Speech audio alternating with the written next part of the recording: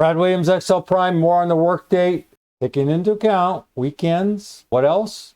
Holidays.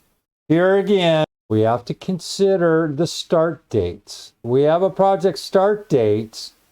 This is reverse. What's the project start date with weekends and holidays excluded? How does Excel going to do this?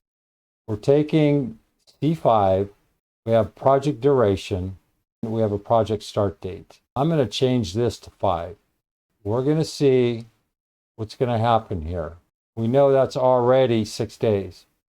June 6th, our end date is 16. Why? Let me remind you, the Excel workday function is a date time function that calculates the date, that is a specified number, of working days, business days, before or after a given start date. It does not take into account the start date. I'm not going to beat this subject up anymore. So what we have to do is go, if you're working the project start dates, add a 1 to D5.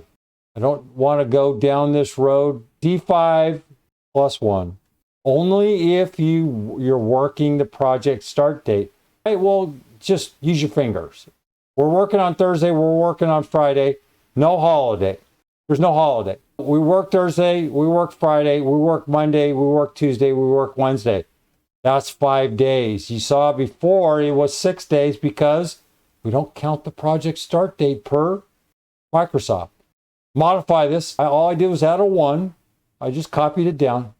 Read over here on the right if you need to. Brad Williams, Excel Prime.